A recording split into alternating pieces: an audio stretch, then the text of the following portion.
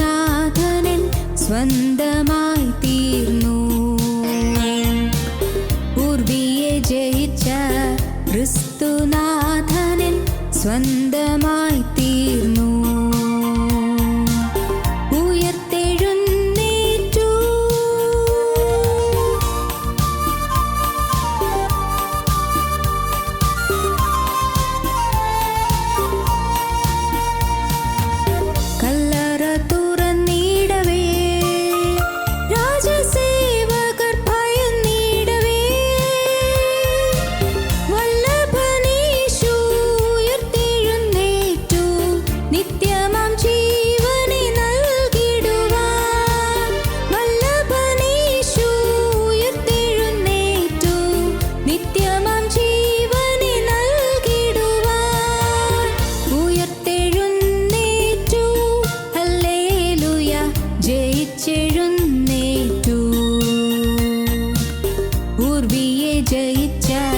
ക്രിസ്തുനാഥനൻ സ്വന്തമായി തീർന്നു. ഉയർത്തെഴുന്നേറ്റു.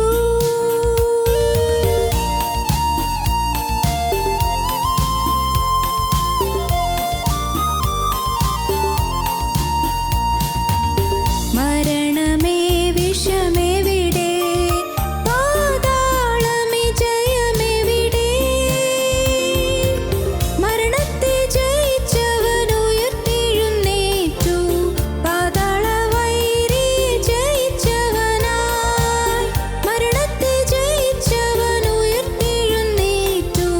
പാതാള വൈരി ജയിച്ചവനായി. ഉയർത്തെഴുന്നേറ്റു. ഹല്ലേലൂയ, ജയിച്ചെഴുന്നേറ്റു. ഉർവിയെ ജയിച്ച ക്രിസ്തുനാഥനൻ സ്വന്തമായി തീർന്നു. ഉയർത്തെഴുന്നേറ്റു.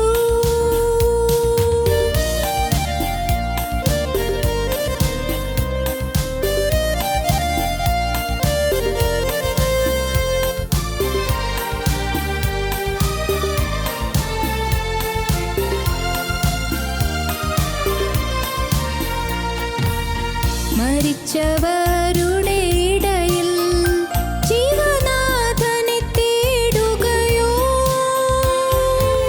നീതിയിൻ അധിപതി ഉയർത്തെഴുന്നേറ്റു.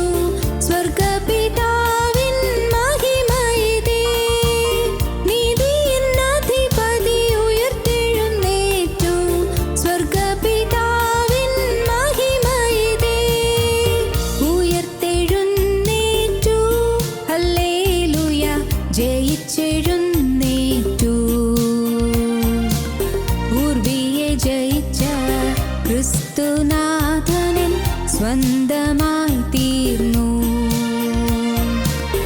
ഉർവിയെ ജയിച്ച ക്രിസ്തുനാഥനൻ സ്വന്തമായി തീർന്നു. ഉയർത്തെഴുന്നേറ്റു. ഞങ്ങളും ക്രൂശിക്കപ്പെട്ട ക്രിസ്തുവിനെ പ്രസംഗിക്കുന്നു. ദൈവ തിരുനാമത്തിന് മഹത്വം ഉണ്ടാകട്ടെ. ലൂക്കോസിന്റെ സുവിശേഷം 5-ാം അധ്യായം 5-ാമത്തെ വാക്യം. അതിന് ശീമോൻ, നാഥ, ഞങ്ങൾ രാത്രി മുഴുവൻ അധ്വാനിച്ചിട്ട് ഒന്നും കിട്ടിയില്ല, എങ്കിലും നിന്റെ വാക്കിന് ഞാൻ മലയിറക്കാം എന്ന് ഉത്തരം പറഞ്ഞു. നാം കഴിഞ്ഞ പ്രാവശ്യം ഈ വാക്ക് കേട്ടല്ലോ, ഈ വചനം നാം ധ്യാനിച്ചല്ലോ. എല്ലാം പരാജയമാണെങ്കിലും ഈ നിമിഷം മുതൽ ഞാൻ നിന്നെ അനുസരിക്കാമെന്നാണ് ശീമോൻ്റെ തീരുമാനം, ശീമോൻ്റെ സമർപ്പണം. ഇതുവരെയും എല്ലാം പരാജയമാണ്. ജീവിതത്തിൽ പരാജയപ്പെട്ടവർ പലരും ഈ വാക്കുകളെ കേൾക്കുന്നുണ്ടാകും. ഭൗതികമായ രംഗങ്ങളിൽ പരാജയപ്പെട്ടവർ കാണും, ബിസിനസ്സിൽ പരാജയപ്പെട്ടവർ കാണും, രോഗം ബാധിച്ച് അതിന് ചികിത്സയിൽ പരാജയപ്പെട്ടവർ കാണും.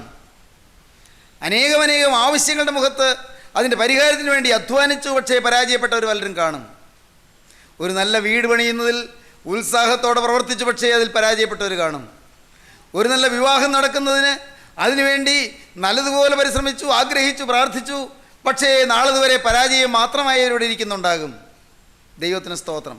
വിവാഹം കഴിഞ്ഞു, ഓമന പിഞ്ചുകാല് കാണാൻ കൊതിവുണ്ട്, ആഗ്രഹിച്ച് ഡോക്ടർമാരെ കണ്ട് മാറി മാറി കണ്ട് ചികിത്സകൾ ചെയ്തു, പരാജയപ്പെട്ട ഒരു പക്ഷേ ഈ വാക്കുകൾ കേൾക്കുന്നുണ്ടാകും.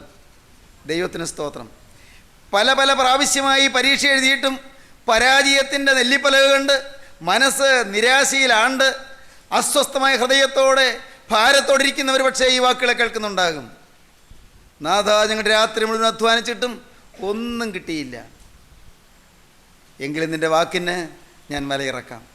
പരാജയപ്പെട്ടവർ ക്രിസ്തുവിൻ്റെ വചനം കേട്ട് അനുസരിക്കാൻ തയ്യാറായാൽ പെരുത്ത് മീൻകൂട്ടം കിട്ടും, നിറപടിയായ അനുഗ്രഹം കിട്ടും. വചനം അനുസരിക്കുക, വചനം കൈക്കൊള്ളുക, വചനത്തെ മാനിക്കുക, വചനത്തെ സ്വീകരിക്കുക, വചനത്തെ ആദരിക്കുക, വചനത്തിന് മുന്നിൽ വിറകൊള്ളുക. എങ്കിലും അരിഷ്ടനും മനസ്സ് തകർന്നവനും എൻ്റെ വചനത്തിങ്കൽ വിറയ്ക്കുന്നവനുമായ മനുഷ്യനെ ഞാൻ കടാക്ഷിക്കുമെന്നല്ലോ ദൈവം അരുളി ചെയ്തത്. യെശയ്യാ പ്രവാചകൻ പുസ്തകം 66-ാം അധ്യായം 2-ാം വാക്യം പറയും അങ്ങനെയാണ്. എങ്കിലും അരിഷ്ടനും മനസ്സ് തകർന്നവനും എൻ്റെ വചനത്തിങ്കൽ വിറയ്ക്കുന്നവനുമായ മനുഷ്യനെ ഞാൻ കടാക്ഷിക്കും. അരിഷ്ടനും മനസ്സ് തകർന്നവനും എൻ്റെ വചനത്തിങ്കൽ വിറയ്ക്കുന്നവനുമായ മനുഷ്യനെ ഞാൻ കടാക്ഷിക്കും. വചനത്തിങ്കൽ വിറകൊള്ളുക, വചനത്തെ ഭയത്തോടും വിറയലോടും കൂടി സ്വീകരിക്കുക. സദൃശവാക്യങ്ങളുടെ പുസ്തകം 8-ാം അധ്യായത്തിൽ ജ്ഞാനിയായ ശലോമോൻ പറയുന്നു, ഈ 34-ാം വാക്യം, ദിവസം പ്രതി എൻ്റെ പടിവാതിൽക്കൽ ജാഗരിച്ചും എൻ്റെ വാതിൽ കട്ടളയ്ക്കൽ കാത്തുകൊണ്ടും എൻ്റെ വാക്ക് കേട്ട് അനുസരിക്കുന്ന മനുഷ്യൻ ഭാഗ്യവാൻ. ആരാണ് ഭാഗ്യവാൻ? ദിവസം പ്രതി എൻ്റെ പടിവാതിൽക്കൽ ജാഗരിച്ചും എൻ്റെ വാതിൽ കട്ടളയ്ക്കൽ കാത്തുകൊണ്ടും എൻ്റെ വാക്ക് കേട്ടനുസരിക്കുന്ന മനുഷ്യൻ ഭാഗ്യവാൻ. കർത്താവിൻ്റെ വാതിൽ കട്ടളയ്ക്കൽ കാത്തു കിടക്കുകയാണ്. എന്നോട് എന്താണ് അറിയിക്കാനുള്ളത്? കർത്താവേ, ഈ ഉള്ളവനോട് നിനക്ക് എന്താണ് ഇപ്പോൾ ബോധിപ്പിക്കാനുള്ളത്? എന്നോട് അറിയിക്കാൻ, എന്നോട് അരുളി ചെയ്യാൻ എന്താണുള്ളത്? ഇവിടെ അനുസരിക്കാൻ തയ്യാറായി ഞാൻ ഇരിക്കുകയാണ്. ദൈവത്തിന് സ്തോത്രം. കർത്താവേ, ശ്രേഷ്ഠന്മാർ നിൻ്റെ വേലയ്ക്ക് ചുമൽ കൊടുക്കാത്തപ്പോൾ കർത്താവേ, നീ പറയുന്നതനുസരിച്ച് ഞാൻ എവിടെയും എന്തുമാകാൻ ഞാനിതാ തയ്യാറാണ്. കർത്താവേ, ഇതെല്ലാം മായയാണ്, എനിക്ക് മനസ്സിലായി. കർത്താവേ, ഈ ലോകം മായയാണ്, ഇവിടുത്തെ ജോലി മായയാണ്, ഇവിടുത്തെ വരുമാനം മായയാണ്, ഇവിടുത്തെ ആരോഗ്യം മായയാണ്. കർത്താവേ, ഇവിടുത്തെ സമ്പത്ത് മായയാണ്, ഇവിടുത്തെ ആയുസ് മായയാണ്. കർത്താവേ, ഇവിടെയുള്ളതായ സൗകര്യങ്ങൾ മായയാണ്. വീടും ചുറ്റുപാടും പരിസരങ്ങളും മക്കളും ഭാര്യയും ഭർത്താവും കുഞ്ഞുങ്ങളും മാതാപിതാക്കളും സഹോദരീ സഹോദരന്മാരും കുടുംബ ബന്ധങ്ങളും എൻ്റെ കർത്താവേ ബന്ധുമിത്രാദികളും എൻ്റെ ദൈവമേ ചാർച്ചക്കാരും സ്നേഹിതന്മാരും അഭ്യുദയകാംക്ഷികളും എല്ലാം മായ. മാറിടും മനുജരെല്ലാം മറന്നിടും സ്നേഹിതരും. കർത്താവേ, എനിക്ക് മനസ്സിലായി. കർത്താവേ, ഇവിടെയുള്ളതെല്ലാം മായയാണ്. മാറിടും മനുജരെല്ലാം മറന്നിടും സ്നേഹിതരും. മാറിടും മനുജരെല്ലാം മറന്നിടും സ്നേഹിതരും. മാറ്റമില്ലാത്തവരിൻ മനുവേ മഹിമയിൽ വാഴുന്നു ഇന്നും എനിക്കായി. മാറ്റമില്ലാത്തവരിൻ മനുവേ മഹിമയിൽ വാഴുന്നു ഇന്നും എനിക്കായി. കുരിശെടുത്തൻ യേശുവിനെ അനുഗമിക്കും ഞാനന്ത്യം വരെ. കുരിശെടുത്തൻ യേശുവിനെ അനുഗമിക്കും ഞാനന്ത്യം വരെ. തീരണം പാരിലെന്നാൾ തിരുപാദ സേവയാൽ. തീരണം പാരിലെന്നാൾ തിരുപാദ സേവയാൽ. ചേരും ഞാനോടുവിലൻ പ്രിയനരിൽ. അരുമയോടവനെ മാറോടണയ്ക്കും. ചേരും ഞാനോടുവിലൻ പ്രിയനരിൽ. അരുമയോടവനെ മാറോടണയ്ക്കും. കുരിശെടുത്തൻ യേശുവിനെ അനുഗമിക്കും ഞാനന്ത്യം വരെ. അന്ത്യം വരെ കുരിശുമെടുത്ത് യേശുവിനെ അനുഗമിക്കുന്നതാണ് നിലനിൽക്കുന്ന സ്വത്ത്. അന്ത്യം വരെ കുരിശെടുത്ത് യേശു രക്ഷകൻ്റെ പിന്നാലെ യാത്ര ചെയ്യുന്നതാണ് ഏറ്റവും വലിയ സൗഭാഗ്യം. സഹോദരങ്ങളെ, വചനമനുസരിക്കുക, വചനം കൈക്കൊള്ളുക, വചനത്തിന് മുന്നിൽ എളിമപ്പെടുക, വചനം കിട്ടാൻ കാത്തുകാത്തിരിക്കുക. വചനം കൈക്കൊള്ളുമ്പോഴാണ് ദൈവത്തിൻ്റെ കൃപ ലഭിക്കുന്നത്, ദൈവത്തിൻ്റെ പരിശുദ്ധാത്മാവ് ലഭിക്കുന്നത്. പരിശുദ്ധാത്മാവിനെ പ്രാപിക്കാൻ 7 വ്യവസ്ഥകളുണ്ട്. ദൈവത്തിന് സ്തോത്രം. ശ്രദ്ധിക്കൂ, പരിശുദ്ധാത്മാവിനെ പ്രാപിക്കാൻ 7 വ്യവസ്ഥകളുണ്ട്. 1, വചനം കേൾക്കുക. ദൈവത്തിന് സ്തോത്രം. അപ്പോസ്തലപ്രവൃത്തിയുടെ പുസ്തകം 10-ാം അധ്യായം 44-ാം വാക്യം, വചനം കേൾക്കുമ്പോൾ പരിശുദ്ധാത്മാവിന് ലഭിക്കും എന്ന് നാം കാണുന്നു. ഈ വാക്കുകളെ പത്രോസ് പ്രസ്താവിക്കുമ്പോൾ തന്നെ വചനം കേട്ട എല്ലാവരുടെ മേലും പരിശുദ്ധാത്മാവ് വന്നു. വചനം കേൾക്കുമ്പോൾ പരിശുദ്ധാത്മാവ് വരും. വചനം കേൾക്കുക. അപ്പോസ്തലനായ പത്രോസ് കൊർന്നേലിയോസിൻ്റെ വീട്ടിൽ ചെന്ന് വചനം സംസാരിച്ചു. അപ്പോസ്തലൻ സംസാരിച്ചു തുടങ്ങി. അപ്പോൾ അവൻ സംസാരിച്ചു തുടങ്ങിയപ്പോൾ തന്നെ ഈ വാക്കുകളെ പത്രോസ് പ്രസ്താവിക്കുമ്പോൾ തന്നെ വചനം കേട്ട എല്ലാവരുടെ മേലും പരിശുദ്ധാത്മാവ് വന്നു. സ്തോത്രം. സഹോദരങ്ങളെ, വചനം കേൾക്കുമ്പോൾ പരിശുദ്ധാത്മാവിനെ പ്രാപിക്കുക. 1, വചനം കേൾക്കുക. 2, വചനം അനുസരിക്കുക. അപ്പോസ്തല പ്രവൃത്തികളുടെ പുസ്തകം 5-ാം അധ്യായം 32-ാം വാക്യം, വചനം അനുസരിക്കുക. 32-ാം വാക്യം, ഈ വസ്തുതയ്ക്ക് ഞങ്ങളും ദൈവം തന്നെ അനുസരിക്കുന്നവർക്ക് നൽകിയ പരിശുദ്ധാത്മാവും സാക്ഷികളാകുന്നു എന്ന് പറഞ്ഞു. അനുസരിക്കുന്നവർക്ക് പരിശുദ്ധാത്മാവ് ലഭിക്കും. വചനം കേൾക്കുക, വചനം അനുസരിക്കുക. പക്ഷേ വചനം അനുസരിക്കണമെങ്കിൽ അതിനു മുൻപ് മറ്റൊരു കാര്യം നടക്കണം. അത് 2ാമത്തെ കാര്യമാണ്. വചനം അനുസരിക്കുക എന്നുള്ള 3ാമത്തെ കാര്യമേ ആകുന്നുള്ളൂ.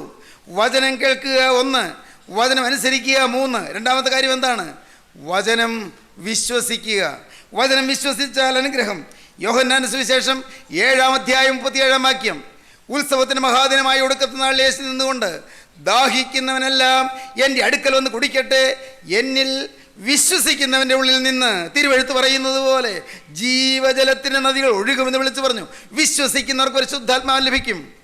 വചനം കേൾക്കുക, വചനം വിശ്വസിക്കുക, വചനം അനുസരിക്കുക, പരിശുദ്ധാത്മാവ് ലഭിക്കും.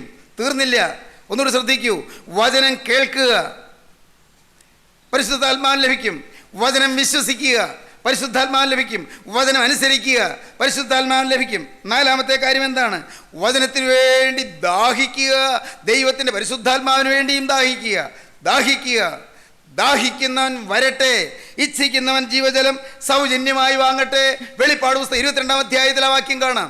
ദാഹിക്കുന്നവൻ വരട്ടെ, ഇച്ഛിക്കുന്നവൻ ജീവജലം സൗജന്യമായി വാങ്ങട്ടെ. യോഹന്നാൻ 7:37 നമുക്ക് കാണാം. ഉത്സവത്തിന് മഹാദിനമായി ഒടുക്കത്തെ നാളിൽ യേശു നിന്നുകൊണ്ട്, ദാഹിക്കുന്നവനെല്ലാം എൻ്റെ അടുക്കൽ വന്ന് കുടിക്കട്ടെ, എന്നിൽ വിശ്വസിക്കുന്നതിൻ്റെ ഉള്ളിൽ നിന്ന് തിരുവെഴുത്ത് പറയുന്നത് പോലെ ജീവജലത്തിൻ്റെ നദികൾ ഒഴുകുമെന്ന് വിളിച്ചു പറഞ്ഞു. ഇത് തന്നിൽ വിശ്വസിക്കുന്നവർക്ക് ലഭിക്കാനുള്ള ആത്മാവിനെ കുറിച്ചാകുന്നു അവൻ പറഞ്ഞത്. വിശ്വസിക്കുന്നവർക്ക് പരിശുദ്ധാത്മാവ് ലഭിക്കും, ദാഹിക്കുന്നവർക്ക് പരിശുദ്ധാത്മാവ് ലഭിക്കും. 4 കാര്യം പറഞ്ഞു. 1, വചനം കേൾക്കുക. 2, വചനം വിശ്വസിക്കുക. 3, വചനം അനുസരിക്കുക. 4, പരിശുദ്ധാത്മാവിന് വേണ്ടി ദാഹിക്കുക. 5ാമത്തെ കാര്യം എന്താണ്? ദൈവത്തിന് സ്തോത്രം. വചനത്തിന് വേണ്ടി ദാഹിച്ചാൽ മാത്രം പോരാ, പ്രാർത്ഥിക്കണം. അപ്പോസ്തലപ്രവൃത്തികളുടെ പുസ്തകം 8-ാം അധ്യായം 15-ാം വാക്യം, അവൻ ചെന്ന് അവർക്ക് പരിശുദ്ധാത്മാവ് ലഭിക്കേണ്ടതിന് അവർക്കായി പ്രാർത്ഥിച്ചു. പരിശുദ്ധാത്മാവ് ലഭിക്കേണ്ടതിന് പ്രാർത്ഥിക്കണം. പ്രാർത്ഥിക്കുമ്പോൾ പരിശുദ്ധാത്മാവ് ലഭിക്കും. പരിശുദ്ധാത്മാവിനെ കിട്ടാൻ പ്രാർത്ഥിക്കണം. പ്രിയപ്പെട്ടവരെ, നിങ്ങൾ രോഗം മാറാൻ പ്രാർത്ഥിക്കാറുണ്ട്.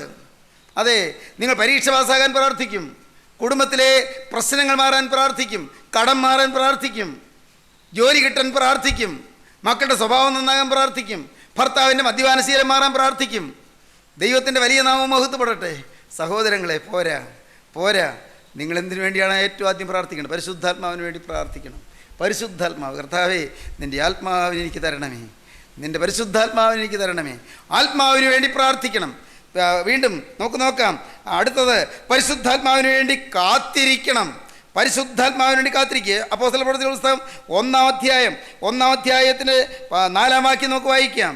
ദൈവത്തിന് സ്തോത്രം. അങ്ങനെ അവൻ അവരുമായി കൂടിയിരിക്കുമ്പോൾ അവരോട്, നിങ്ങൾ യെരൂശലേമിൽ നിന്ന് വാങ്ങിപ്പോകാതെ എന്നോട് കേട്ട പിതാവിൻ്റെ വാഗ്ദത്തത്തിനായി കാത്തിരിക്കണം. ദൈവത്തിൻ്റെ വാഗ്ദത്തം പരിശുദ്ധാത്മാവാണ്. വാഗ്ദത്തം നിങ്ങൾക്കും നിങ്ങളുടെ മക്കൾക്കും കർത്താവായ യേശു വിളിച്ചു വരുത്തുന്ന എല്ലാവർക്കും ഉള്ളതല്ലോ വാഗ്ദത്തം. പരിശുദ്ധാത്മാവാണ് വാഗ്ദത്തം. ഈ വാഗ്ദത്തം അത് കിട്ടുവാൻ വേണ്ടി നിങ്ങൾ കാത്തിരിക്കണം. Wait for the lord, wait for the lord. ദൈവത്തിന് വേണ്ടി കാത്തിരിക്കണം. ആത്മാവിന് വേണ്ടി കാത്തിരിക്കണം. ദൈവത്തിന് സ്തോത്രം. തീർന്നില്ല, പിന്നെ എന്തെല്ലാം വേണം? കാത്തിരുന്നാൽ പോരാ. ഒരു കാര്യം കൂടി, ശുദ്ധീകരിക്കണം, കഴുകി വെടിപ്പാക്കണം.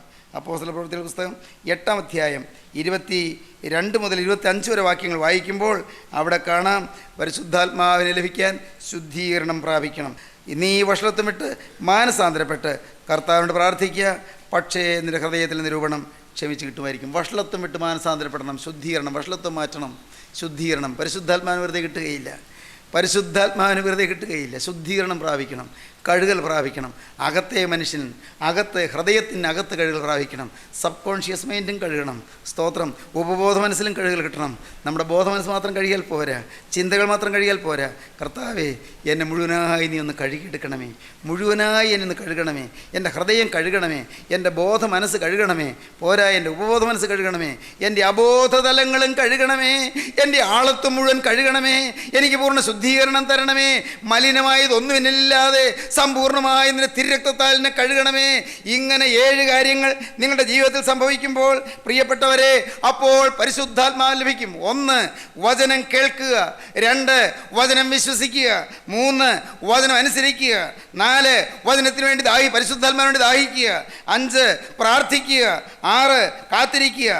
7, വചനപ്രകാരം തങ്ങളെ തന്നെ ശുദ്ധീകരിക്കുക. ദൈവത്തിന് സ്തോത്രം.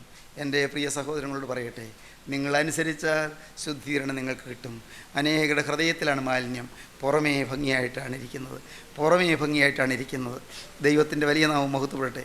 ഞാൻ നിങ്ങളോട് പണ്ട് പറഞ്ഞിട്ടില്ലേ, നിങ്ങൾ കേട്ടതല്ലേ പ്രിയപ്പെട്ടവരെ, ഞാൻ ജീവിതത്തിൽ മാനസാന്തരത്തിലേക്ക് വരുന്ന ദിവസം, എൻ്റെ ജീവിതത്തിൽ 17-ാമത്തെ വയസ്സിൽ വചനം കേട്ടപ്പോൾ ഉണ്ടായത് ഒരു പ്രത്യേക അനുഭൂതിയാണ്. എന്താണെന്നോ, ലാസറിൻ്റെ കല്ലറയ്ക്ക് പുറത്ത് അവിടെ ഒരു കുഴപ്പവുമില്ല.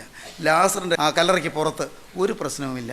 അവിടെ ഒരു ദുർഗന്ധമില്ല, അവിടെ അഴുക്കില്ല, അവിടെ അശുദ്ധിയില്ല, എല്ലാം വളരെ സ്വച്ഛമായി വെടിപ്പായിരിക്കുന്നു. പക്ഷേ ലാസറിൻ്റെ കല്ലറയ്ക്കകത്തോ മുഴുവൻ ദുർഗന്ധമാണ്. ചീഞ്ഞളിഞ്ഞ് ദുർഗന്ധം വമിച്ചുകൊണ്ടിരിക്കുന്നു. കല്ലറയ്ക്കകത്ത് ആ ശരീരം ചീഞ്ഞ് ഇതാ ദുർഗന്ധം വമിക്കുന്നു. അകത്താണ് ദുർഗന്ധം. അന്ന് ആ സുവിശേഷകൻ ആ വാക്കുകളെ പറഞ്ഞപ്പോൾ ഞാൻ ഞെട്ടലോടെ ശ്രദ്ധിച്ചു. ഇതെൻ്റെ അവസ്ഥയാണല്ലോ. പുറമേ മദ്യപാനമില്ല, പുറമേ വേണ്ടാത്ത ജീവിതമില്ല, അഴുക്കായ ജീവിതമില്ല, സിനിമാശാലകളില്ല, സിനിമ താല്പര്യമില്ല, ചീത്ത കൂട്ടുകെട്ടുകളില്ല, അരുതാത്ത ബന്ധങ്ങളില്ല, വൃത്തികെട്ട ജീവിതമില്ല. പ്രിയപ്പെട്ടവരെ, പുകവലിയില്ല, മാനമര്യാദയായി ജീവിക്കുന്നു, 2 നേരവും നമസ്കാരമുണ്ട്, ഒരു ഞായറാഴ്ചയും പള്ളി മുടക്കുകയില്ല, പുറമേ നോക്കിയാൽ ഒരു അശുദ്ധിയും പറയാനില്ല, എല്ലാം മാന്യമാണ്, എല്ലാം യോഗ്യമാണ്, വളരെ ഒതുങ്ങിക്കഴിഞ്ഞുകൂടുന്നു. എന്നാൽ എൻ്റെ ഹൃദയത്തിൽ എല്ലാ തിന്മയും ഉണ്ടായിരുന്നു, എല്ലാ തിന്മയും.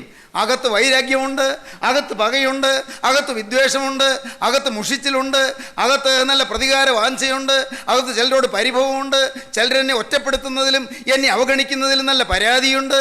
അകത്ത് ഹൃദയം നിറയെ കയ്പായിരുന്നു, നീരസമായിരുന്നു. പോരാ, പുറത്തു പറയാൻ ലജ്ജിക്കുന്ന അഴുക്കായ ചിന്തകളും അകത്തുണ്ടായിരുന്നു. പുറത്തു പറയാൻ ലജ്ജിക്കുന്ന, എൻ്റെ കർത്താവേ, പുറത്തു പറയാൻ അറയ്ക്കുന്ന വളരെ മലിനമായ വികാരങ്ങളിൻ്റെ അകത്തുണ്ടായിരുന്നു. ഞാൻ പറഞ്ഞു, അവിടെ വചനം കേട്ടുകൊണ്ടിരുന്നപ്പോൾ ഞാൻ തല താഴ്ത്തിപ്പിടിച്ചുകൊണ്ട് പറഞ്ഞു, കർത്താവേ, ഇത് എൻ്റെ അവസ്ഥയാണ്. പുറമേ ദുർഗന്ധമില്ല, പക്ഷേ അകത്തെല്ലാം ഉണ്ട് കർത്താവേ. എൻ്റെ ദൈവമേ, അന്ന് 2000 വർഷം മുൻപ് ലാസറിൻ്റെ കല്ലറയ്ക്കൽ എഴുന്നള്ളി നിന്ന് കല്ലറയുടെ വാതിൽ തുറന്ന് ആ കല്ലറയ്ക്കുള്ളിലേക്ക് തല നീട്ടിയിട്ട് ലാസറയെ പുറത്തു വരിക എന്ന് കൽപ്പിച്ച എൻ്റെ രക്ഷക, നീ എന്നോട് ഇപ്പോൾ ഒന്ന് കൽപ്പിക്കണമേ, എൻ്റെ പേർ ചൊല്ലി വിളിച്ച് എന്നെ ഒന്ന് പുറത്ത് കൊണ്ടുവരണമേ. ഞാൻ ചീഞ്ഞളിഞ്ഞ് കിടക്കുകയാണ്, ഞാൻ ദുർഗന്ധം വെച്ച് കിടക്കുകയാണ്. എനിക്ക് കർത്താവെ ഒരു മാനസാന്തരം തരണമേ, എന്നെ നീ ഒന്ന് ജീവിപ്പിക്കണമേ. എൻ്റെ ആത്മാവ് മരിച്ചു, ജീർണിച്ചു, എനിക്കൊരു ജീവൻ തരണമേ. പ്രിയപ്പെട്ടവരെ, 17-ാമത്തെ വയസ്സിൽ അങ്ങനെ ദൈവസന്നിധിയിലിരുന്നും തകരാനും ഒന്ന് വിരിയപ്പെടാനും സ്വർഗത്തിലെ ദൈവം ഒരു കൃപ തന്നു. കൃപ എന്നേ പറയാനുള്ളൂ. ദാനമായി ദൈവം ഒരു സ്നേഹം തന്നു, അന്നൊരു സുബോധം തന്നു, അന്ന് എന്നെ തന്നെ കാണാനൊരു കൃപ തന്നു, എൻ്റെ അവസ്ഥ മനസ്സിലാക്കാനൊരു ഭാഗ്യം തന്നു. അന്നിരുന്ന് കരഞ്ഞത് നന്നായി, അന്ന് ജീവിതം മാറാൻ യേശുവിനോട് പ്രാർത്ഥിച്ചത് നന്നായി. എൻ്റെ കരുണയുള്ള കർത്താവ് ആഘോഷത്തോടെ ജീവിതത്തിലേക്ക് എഴുന്നള്ളി വന്നു. അവിടെ നിന്ന് ലാസറിനെ ഉയർപ്പിച്ചതുപോലെ ആത്മാവിൽ മരിച്ചു കിടന്ന ഈ മനുഷ്യനെ അവിടുന്ന് ഉയർത്തെഴുന്നേൽപ്പിച്ചു. ദൈവത്തിന് സ്തോത്രം. പ്രിയപ്പെട്ടവരെ, പിന്നുള്ള കാലങ്ങൾ അനുഗ്രഹത്തിൻ്റെ കാലങ്ങൾ, പിന്നുള്ള കാലങ്ങൾ സമാധാനത്തിൻ്റെ കാലങ്ങൾ, പിന്നെയുള്ള കാലങ്ങൾ ശാന്തിയുടെ കാലങ്ങൾ. എൻ്റെ ദൈവമേ, അർഹതയില്ലാത്തതെല്ലാം തന്നു, അർഹിക്കാത്തതെല്ലാം തന്നു. ദൈവത്തിന് സ്തോത്രം. ഈ കുഗ്രാമത്തിൽ ഒതുങ്ങിക്കഴിയേണ്ട മനുഷ്യൻ വെറും ഒരു കുഗ്രാമത്തിൽ അപരിഷ്കൃതനായി വെറും കൺട്രിയായി ഒതുങ്ങിക്കഴിയേണ്ട മനുഷ്യൻ, അവനെ കർത്താവങ്ങ് കരങ്ങളിലങ്ങ് എടുത്തു. ഹല്ലേലൂയ. ഞാനൊന്നും പറയുന്നില്ല. എൻ്റെ കർത്താവേ, പൊന്നുനാമത്തിന് സ്തോത്രം എന്ന് മാത്രം ഞാൻ പറയും. ദൈവത്തിന് സ്തോത്രം. ഇന്ന് എൻ്റെ കരുണയുള്ള കർത്താവ് അവിടുന്ന് മാറിപ്പോകാതെ ഈ ചങ്കിൽ കുടികൊള്ളുന്നു. ദൈവത്തിന് സ്തോത്രം. ഈ ചങ്കിൽ അവിടുന്ന് കയറിയിരിക്കുന്നു. അവിടുന്ന് ആഘോഷത്തോടെ അവിടെ ഇരിക്കുന്നു. അവിടുന്ന് സ്തുതികളുടെ തേരിന്മേൽ അവിടെ ഇരിക്കുന്നു. ഹല്ലേലൂയ. സ്തുതികളുടെ തേരിന്മേൽ അവിടുന്ന് ഇറങ്ങി വരുന്നു. സ്തുതികളുടെ തേരിന്മേൽ അവിടുന്ന് ഇരിക്കുന്നു. സ്തുതികളുടെ തേരിന്മേൽ അവിടുന്ന് അധിവസിക്കുന്നു. ദൈവത്തിന് സ്തോത്രം. എൻ്റെ കർത്താവെ, സ്തുതിയും സ്തോത്രവും പ്രഭയും പുകഴ്ചയും മാഞ്ഞു പോകാത്ത നല്ല ഉന്നതിയും സദാ ഇപ്പോഴും ഇടപെടാതെ കരയേറ്റുവാൻ ഞങ്ങളെ യോഗ്യരാക്കണമേ എന്ന് എൻ്റെ പിതാക്കന്മാർ പ്രാർത്ഥിച്ചത് അത് അനുഭവിക്കാനുള്ള ഭാഗ്യം തരുന്നു. ദൈവത്തിന് സ്തോത്രം. ദൈവത്തിൻ്റെ വലിയ നാമം മഹത്വപ്പെടട്ടെ. നിൻ സ്തുതിയും ഹല്ലേലൂയയും കർത്താവേ ഞാൻ നിർത്തരുതേ എന്ന് പാടിയ പിതാക്കന്മാരുടെ പാരമ്പര്യം എന്തെന്ന് അറിയാൻ സ്തുതിയുടെ പാരമ്പര്യത്തിലേക്ക് ദൈവം എന്നെ നയിച്ചു, എന്നെ നടത്തുന്നു. സഹോദരങ്ങളെ, പരിശുദ്ധ സ്തുതി നിങ്ങൾക്ക് വേണമോ? നിങ്ങളുടെ ജീവിതത്തിലേക്ക്, നിങ്ങളുടെ ഓരോരുത്തരുടെ ഹൃദയത്തിലേക്ക് പരിശുദ്ധാത്മാവ് ഇറങ്ങി വരട്ടെ. പരിശുദ്ധാത്മാവ് നിങ്ങളെ കഴുകട്ടെ. സമ്പൂർണ്ണമായൊരു കഴുകൽ നിങ്ങൾക്ക് കിട്ടട്ടെ. സമ്പൂർണ്ണമായൊരു ശുദ്ധീകരണം നിങ്ങൾക്ക് കിട്ടട്ടെ. ദൈവത്തിൻ്റെ ഇഷ്ടമോ നിങ്ങളുടെ ശുദ്ധീകരണം തന്നെ. ഓർക്കൂ, 1 തെസ്സലോനിക്ക ലേഖനം 4-ാം അധ്യായം 3-ാം വാക്യം മുതൽ വായിക്കുമ്പോൾ കാണാം, ദൈവത്തിൻ്റെ ഇഷ്ടമോ നിങ്ങളുടെ ശുദ്ധീകരണം തന്നെ. ലേവ്യ പുസ്തകത്തിൽ ആവർത്തിച്ച് പറയും, ഞാൻ വിശുദ്ധനായിരിക്കുന്നത് പോലെ നിങ്ങളും വിശുദ്ധരായിരിപ്പീൻ.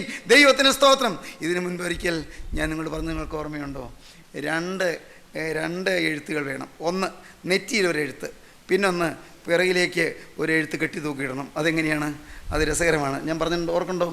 നെറ്റിയിലുള്ളത് ഇവൻ യഹോവയ്ക്ക് വിശുദ്ധം, ഇത് യഹോവയ്ക്ക് വിശുദ്ധം, ഇവൻ യഹോവയ്ക്ക് വിശുദ്ധം. ദൈവത്തിന് സ്തോത്രം. അങ്ങനെ നെറ്റിപ്പട്ടം കെട്ടണം. സ്തോത്രം. വേദോസിലെ വാക്യമാണേ, വേദോസിലുള്ളതാണേ, അപ്പോസ്തലനായ പൗലോസ് പറഞ്ഞതാണ്. പിറകിൽ നിങ്ങൾ ഡിഗ്രി എഴുതി വയ്ക്കണം. BA ഒന്നും അല്ല. ദൈവത്തിന് സ്തോത്രം. നിങ്ങൾ MA PhD പാസ്സായി എന്നുള്ള ഡിഗ്രി അല്ല അവിടെ എഴുതി വയ്ക്കേണ്ടത്. നിങ്ങൾ പിറകിൽ ഒരു ഡിഗ്രി എഴുതി വയ്ക്കും. അക്ഷരികമായി കടലാസിൽ എഴുതാനല്ല പറഞ്ഞത്. ഒരു ഡിഗ്രി. എന്താണ്? FFCS. അതെന്ത് ഡിഗ്രിയാണ്? FFCS. ഇംഗ്ലീഷ് അക്ഷരങ്ങളാണ്. F fool, F for, C Christ, S sake. Fool for Christ sake. ക്രിസ്തു നിമിത്തം ഭോഷൻ. ഹല്ലേലൂയ. ക്രിസ്തു നിമിത്തം ഭോഷൻ. എൻ്റെ ദൈവമേ, നിങ്ങൾക്ക് ആഗ്രഹമുണ്ടോ? ക്രിസ്തു നിമിത്തം ഒരു മണ്ടനാകാൻ ആഗ്രഹമുണ്ടോ? ക്രിസ്തു നിമിത്തം ഭോഷനാകാൻ ആഗ്രഹമുണ്ടോ? ക്രിസ്തുവിൻ്റെ നാമം മൂലം നിങ്ങൾ ആക്ഷേപിക്കപ്പെടാൻ നിങ്ങൾക്ക് താല്പര്യമുണ്ടോ? ക്രിസ്തുവിൻ്റെ നാമനിമിത്തം ഒറ്റപ്പെടുത്തപ്പെടാൻ നിങ്ങൾക്ക് താല്പര്യമുണ്ടോ? ക്രിസ്തുവിൻ്റെ നാമനിമിത്തം സകലരാലും പരിഹസിക്കപ്പെടാനും സകലരാലും ആക്ഷേപിക്കപ്പെടാനും സകലരാലും എല്ലാ വിധത്തിലും ക്യാരക്ടർ അസാസിനേറ്റഡാകാനും നിങ്ങൾക്ക് താല്പര്യമുണ്ടോ?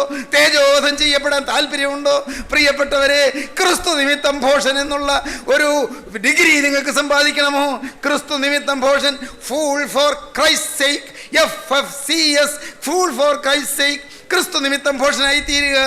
ഇവൻ യഹോവയ്ക്ക് വിശുദ്ധൻ. ദൈവത്തിന് സ്തോത്രം. ദൈവത്തിന് വിശുദ്ധമാകാൻ താല്പര്യമുണ്ടോ? എങ്കിൽ നമുക്ക് കാണാം, കർത്താവായ യേശു തൻ്റെ മലപ്രസംഗത്തിൽ പറഞ്ഞില്ലേ, മത്തായി 5-ാം അധ്യായത്തിൽ പറഞ്ഞില്ലേ, ഹൃദയശുദ്ധിയുള്ളവർ ഭാഗ്യവാന്മാർ, അവർ ദൈവത്തെ കാണും. ദൈവത്തെ കാണുന്നത് ഹൃദയം ശുദ്ധമാകുമ്പോഴാണ്. അവിടെ യേശുവിൻ്റെ വിശുദ്ധിയോടെ വസിക്കുകയാണ് ഈ ഹൃദയത്തിൽ. സഹോദരങ്ങളെ, തികഞ്ഞവനായി എന്നല്ല, ദൈവത്തിന് സ്തോത്രം, പൂർണ്ണനായി എന്നല്ല, ഞാൻ ഓട്ടം ഓടി തികച്ചു എന്നല്ല, തികഞ്ഞവനായി എന്നോ. ഫിലിപ്പിയ ലേഖനത്തിൽ ആ വാക്യം ഞാൻ വായിച്ച് കേൾപ്പിക്കാം. ഫിലിപ്പിയ ലേഖനം 3-ാം അധ്യായത്തിൽ നമുക്ക് വായിക്കാം. തികഞ്ഞവനായി എന്നോ, ലഭിച്ചു കഴിഞ്ഞു എന്നോ, തികഞ്ഞവനായി എന്നോ അല്ല. ക്രിസ്തു യേശുവിനാൽ ഞാൻ പിടിക്കപ്പെട്ടിരിക്കുന്നത് കൊണ്ട് എനിക്കും അത് പിടിക്കാമോ എന്ന് വെച്ച് ഞാൻ പിന്തുടരുന്നതേ ഉള്ളൂ. ലഭിച്ചു കഴിഞ്ഞു എന്ന് എനിക്ക് ഉറപ്പില്ല. തികഞ്ഞവനായി എന്ന് എനിക്ക് പറയാൻ പറ്റില്ല. ലഭിച്ചു കഴിഞ്ഞു എന്നോ തികഞ്ഞവനായി എന്നോ അല്ല. ക്രിസ്തു യേശുവിനാൽ ഞാൻ പിടിക്കപ്പെട്ടിരിക്കുന്നത് കൊണ്ട് എനിക്കും അത് പിടിക്കാമോ എന്ന് വെച്ച് ഞാൻ പിന്തുടരുന്നതേ ഉള്ളൂ. ഹൃദയ വിശുദ്ധീകരണം, ഹൃദയം ശുദ്ധമാകുക, ഹൃദയം നിഷ്കളങ്കമാകുക. പ്രിയപ്പെട്ടവരെ, ഇത് കേൾക്കുമ്പോൾ നിങ്ങൾ കൊതിവുണ്ട്. ദൈവത്തോട് പറയുവിൻ, കർത്താവേ, എന്നെ വിശുദ്ധീകരിക്കണമേ, എന്നെ കഴുകി വെടിപ്പാക്കണമേ, എൻ്റെ ഹൃദയം കഴുകണമേ, അവിടെയുള്ള മാലിന്യ കൂമ്പാരങ്ങളെല്ലാം എന്നിൽ നിന്ന് നിശേഷം കത്തിച്ച് മാറ്റിക്കളയണമേ, എല്ലാം ചാമ്പലാക്കി കളയണമേ. ഫിലിപ്പിയ ലേഖനം 3-ാം അധ്യായം 12-ാം വാക്യമാണ് ഞാൻ പറഞ്ഞത്.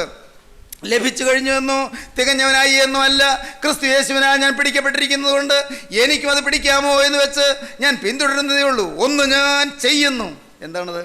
ഒന്ന് ഞാൻ ചെയ്യുന്നു, പിമ്പിലുള്ളത് മറന്നും മുമ്പിലുള്ളതിന് ആഞ്ഞും കൊണ്ട് ക്രിസ്തു യേശുവിൽ ദൈവത്തിൻ്റെ പരമവഴിയുടെ വിരുദിനായി ലാക്കിലേക്ക് ഓടുന്നു. ഹല്ലേലൂയ!